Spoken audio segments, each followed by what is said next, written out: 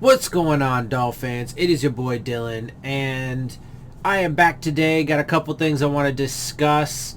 The Dolphins named their team captain, so we're going to talk about that because it's interesting.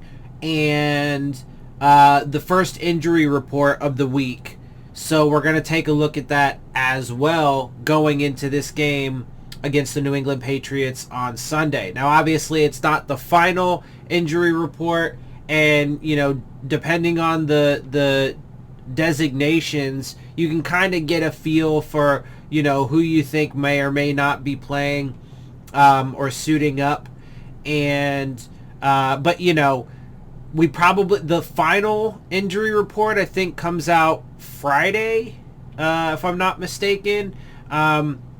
And that's why, you know, either Friday or Saturday, I will be making my preview video for the Patriots game. I just usually like to wait until I can get the final injury report so I have the best, you know, I can do the best guess on if anybody's going to be sitting out. Usually, to assume that they're going to be out, they have to have a doubtful or out designation. They either got to be, you know, ruled out, or their designation has to be doubtful. Because generally, even if it's what is it? God damn it, we'll see in a minute. It's not limited, but something like that, right? Anyway, the one that's kind of like on the fence, right? Most of the time when you have that one, and it'll pop in my head in a minute, and of course we'll see it when we go through the thing, but you know, that one generally means that they're likely to play, even though they're a little banged up. So, all right, let's get right into this. We're going to start with, come over here, take a, you know, quick gander at this fun little slideshow that they put together to announce their captains. And you see there's Landon Roberts, Jesse Davis, Clayton Fejedelem, Mac Hollins, and Jason McCourty. So there's Fejedelem, Hollins, McCourty, Landon Roberts, and Jesse Davis, right? So there you have it. Those are your Miami Dolphins captains. So, you know, if it does seem a little bit strange to you, then it is definitely, then you would be right, because this is a little bit strange. Now, we're going to get into it here. But before I actually get into this article, I just want to say that this is not something that I would think that, I mean, it's just naming the captains. It's not something that I would necessarily say you should be worried about. Obviously, Tua was not on the list, and there are definitely a handful of other players that you would expect would be, you know, on that list. But it's weird, it's odd, but at the end of the day, probably doesn't matter. There is some context in which it could matter. You know, and that is if, for example, you know, the players weren't sold on Tua kind of shit, right? Whatever. But, you know, I don't think that's really a relevant, you know, line of logic right now, because I mean, you never know, though. I mean, with the Deshaun Watson, you know, with the Deshaun Watson stuff, it could be relevant. But I don't think it really is right now, so we're not going to worry about that so much. Also, I would like to add, though, that, you know, I did see, and this is partly why, though, because I did see a quote from Tua, I think it was on Twitter or whatever, and somebody posted an image. You know, it was an image with him and then, you know, the quote right next to him. But apparently he said he turned it down. And I think McCourty was the one that said that, or maybe it was Hollins, that said that they do it basically, whoever wants it can put their name in the hat. And then the players just vote on the names in the hat. So if that's the case, then that means, you know, those guys, Jesse Davis and Fejedelem, must have been, you know, those guys must have been the ones that put their names in the hat. And then, I don't know, I mean, it is weird, though. It is weird, like, when you think about it, right? Because, and then, well, the next layer of that is then, you know, the players have to vote on the guys. But so, I mean, if there is that hat thing, and I don't even, like, I don't think this is normally how it works. I think normally, the players will just do an outright vote, or the captains will get picked by the coaching staff or something like that, right? So I don't think it's normally a hat situation, but if it is, that makes it even weirder, because it's like, well then, who's going to go put their name in? Do you end up having more than 5 guys, and so then you have to vote through those 5 guys, or was it just those 5 guys? And what inspires those guys to put their name in the hat, right? Because if that was the case, I actually would think that players like Tua and, Jerome Baker or some of these other guys would put their name in the hat, and then they would have like maybe, 10 players to choose from or whatever. I don't know. It is a really weird situation. I'm not going to lie. So anyway, let's go ahead and get through this article, because it is a strange thing. It is. So again, I don't know that it's really necessarily something to be worried about. And honestly, in the grand scheme of things, this probably shouldn't be something to worry about. But, Xavier Howard's not a Jason Sanders, right? So, I mean, all guys that... So, all right, let's get through this article, because, yeah. The Miami Dolphins announced their 2021 captains on Wednesday. These team-selected players will be the leaders of the team and were recognized for their work ethic, their ability to coach and mentor, and the respect they have gained in the locker room. But see, again, though, like, I mean, it does seem weird, because these are not the guy. I mean, a Landon Roberts, maybe, and I get Jason McCourty's a veteran, but, like, and so is a Landon Roberts, but, like, I don't know, bro. It is a little weird. It is a little weird. Players like starting quarterback Tua Tagovailoa, all-pro cornerback Xavier Howard, all-pro kicker Jason Sanders, and all-pro kick returner Jakeem Grant all make sense as potential captains for the team. Starting inside linebacker Jerome Baker is clearly a leader on the defense and should be considered for a captain's role as well. Yet, none of those 5 players were named captains. It's a little weird. On offense, the Dolphins have tackled Jesse Davis and wide receiver Mac Hollins. On defense, went with safety Jason McCourty and linebacker Landon Roberts. And on special teams, the Dolphins have safety Clayton Fejedelem. That's another thing, another aspect of it too, though. I think that at least the way that the Dolphins have done it since Brian Flores has been here is 2 defensive, 2 offensive, and a special teams guy.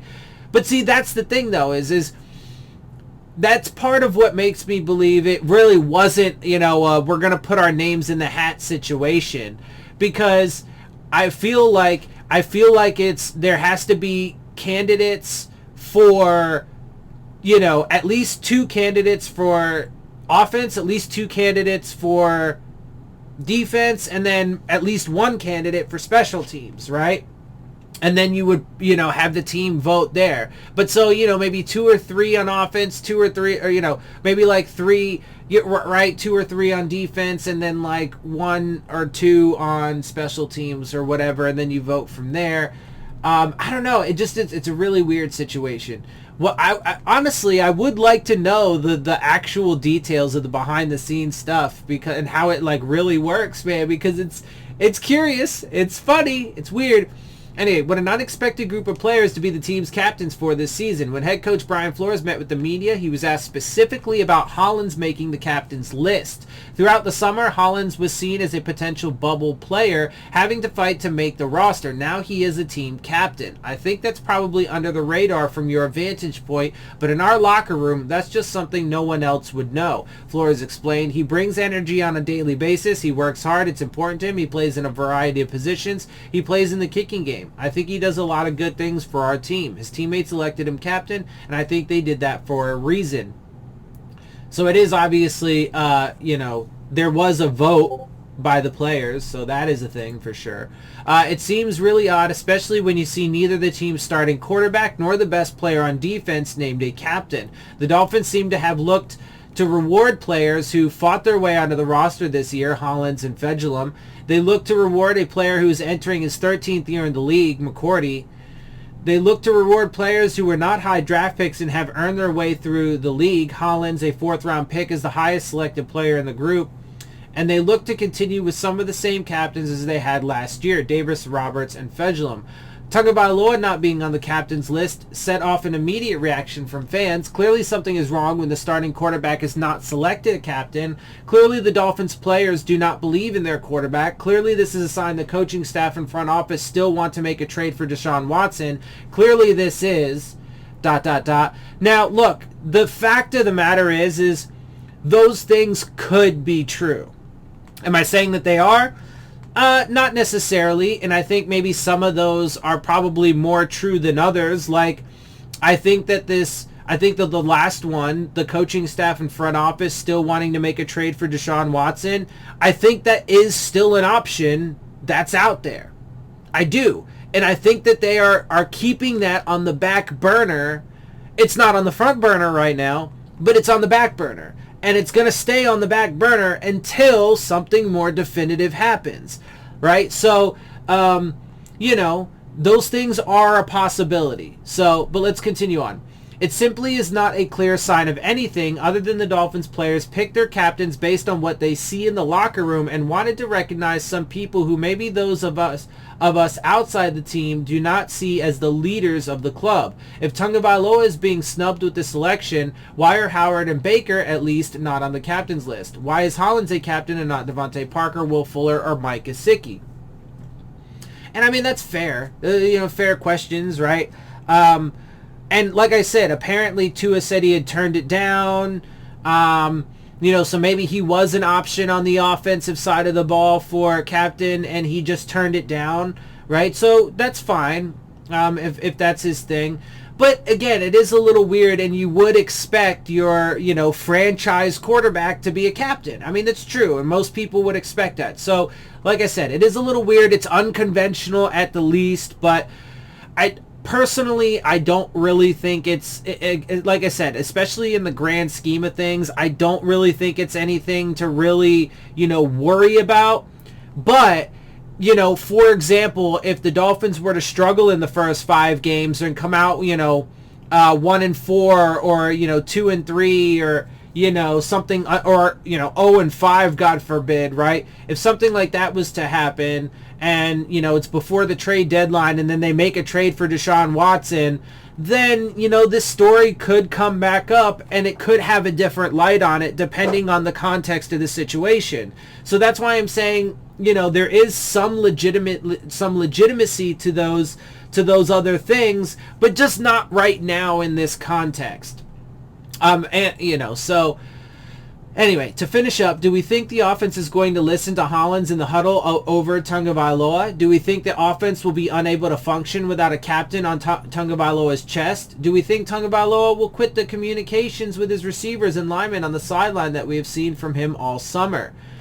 Yeah, I mean, I don't think that's part of why I say, I don't think it's really a big deal, because I don't think those things are tied to each other necessarily, right? Like, I don't think because Tua was obviously doing it, right? He didn't have a captain's C on his chest at the time when he was showing those leadership. So, I don't think those things are necessarily tied together, but it's for those reasons that, in large part, that you would expect him to be the captain, right? Because he was coaching guys up and really showing that leadership this year. So, again, it's strange. Miami went a little unusual with their captain selections. Really, that seems fine. Yeah, I mean, like I said, you guys know how I feel about it. So, it is what it is, man. Like I said, the only time I don't really expect to say anything else about it unless maybe, it gets to that point where they do trade for Deshaun Watson, and then I might just throw it in as a little footnote and say, well, see, looking back on it now, it does have a little bit different of a light on it now with this different context. So, but other than that, it's still not even really going to be that big of a deal, because it's still just going to be a small part of the overall context. I mean, we've known that they've been in on Deshaun Watson. If it wasn't for the allegations that he would be a Miami Dolphin as of the opening of the new league year, because they had a trade in place, right? And he is still an option for this Dolphins front office as a possibility. I mean, that is a fact. So, the captain's thing really is just such a small factor in the whole thing. All right. Let's continue on, though, because I do want to get to the injury report, the first one of the week. The Miami Dolphins, the Miami Dolphins head to Massachusetts this weekend to open their 2021 NFL season against the New England Patriots. Wednesday, while it means practice for the players, means we get our first look at how healthy the team is heading into the contest. Both the Dolphins and Patriots have released their first injury reports of the season, with not a lot of surprises on the list. For Miami, tackle Liam Eichenberg and wide receiver Preston Williams were limited. Both players have been dealing with injuries. Eichenberg with a tight issue. I think that's supposed to say thigh, because that's what they listed him as, so that's just apparently a typo, but it's a thigh issue. So apparently Eichenberg's leg issue, since we hadn't really got much clarification on it up to this point, now we know it's a thigh. But he also, and he has, he's, I guess, not listed with it, but he did have that shoulder injury, so I mean, I guess it's fine now, but he did have that shoulder injury earlier on in camp as well. And Williams with a foot problem, which obviously we know that because he had the Liz Frank, right? That's what it was. And so we already knew that. Both players could be available come Sunday, but will have to continue to be monitored throughout the week. The Dolphins also listed running back Salvon Ahmed with a back injury. Interesting. That's not good, though. That's really not good. Because, yeah, we can't lose him, Anyway, safety Clayton Fejedelem with a shoulder. Devontae Parker with a shoulder. Landon Roberts with a knee. Wide receiver Albert Wilson, quads on the report, but all were for full participants in Wednesday's practice. So I gotta say, though, I mean, obviously full participants, that's good. That means, it's in that, minor range. But look at this, bro. Salvon Ahmed with a back injury. I mean, Fejedelem I don't really care about that much. He's mostly just a special teams guy. But Parker with a shoulder. Roberts with his knee still. Albert Wilson with some quads. Ugh. I don't like it. And then, we don't know if Eichenberg's going to be there and be available. Preston Williams has his foot thing going on. Austin Jackson and Shaheen are on the COVID list and might not make it for the game. Man, see, and that's the thing, too, is I'm really going to be interested to see what the inactives list looks like come game day as well. So, anyway, let's see what the Patriots have listed. The Patriots listed wide receiver Nelson Aguilar with an ankle, tackle Yodny Cajuste, hamstring. I probably fucked that up. I'm sorry. And safety Jalen Mills with an ankle on their side of the report, with all three limited in their workout Wednesday. So not really a lot for them, although Aguilar is important. Jalen Mills is expected to get playing time, I would think. I don't know if Yodny is one of their... I don't think Yodny is one of their starters, so but I'm not sure. Because I haven't looked at their depth chart, which I will have, though, for my preview video. And so just real quick to wrap this video up, because that's the end of the report there. That is the end of the injury report. So, what I'm going to do for this preview video, since obviously no games have been played yet, normally I would have the league standings, like where we stand, with points per game, yards per game, rush yards, defensive standings and stuff like that. I like to include those. Sometimes it's a little wonky at the beginning of the year and hard to find the standings, but I will try and make sure I have that for game 2. But for the first game, since that doesn't exist, and these will be things that I also do in those videos, but I'm going to do, I'm going to go over the final injury report of the week, take a look at their depth chart, and, do an evaluation of, matchups, you know. So what I'm going to do is I'm going to go through and I'm going to evaluate the different units on the roster, and I'm going to do it from a couple different perspectives. So I will compare, like, I will compare their linebackers to our linebackers and tell you which group I would rather have on my team if I was, you know, putting a team together based off of the two squads, right? So which team's units do I have more confidence in? And that'll help me to, you know, do my evaluations on whether or not I think we're going to win, right? So, and then I will also, from the perspective of, like, you know, our offensive units going up against their defensive units. So, you know, our receivers versus their corners, for example, right? So I'm going to take a look at it from a couple different perspectives. So make sure you check that out. That'll be out, like I said, either Friday or Saturday. It just depends on when you know, I'll be able to get together all of that information. I want to make sure that I have the final injury report. So if it doesn't come out until Saturday, I think it comes out Friday, but if it doesn't come out till Saturday, then I'll have to wait until then. You know, and so, you know, depth chart, injury report, and stuff like that. So I want to make sure to have those for you. All right, so with that, I'm going to get out of here. I hope you guys appreciate my perspective. If you do, make sure you hit the subscribe button, make sure you hit the like button, make sure you hit the bell if you want to get the alerts. Share my channel and videos with your friends and family. Leave your questions, comments, and concerns down in the comment section. Of course, as always, follow me on Twitter at Dillon Tartare. And with that, I am out. See y'all soon. Fins up.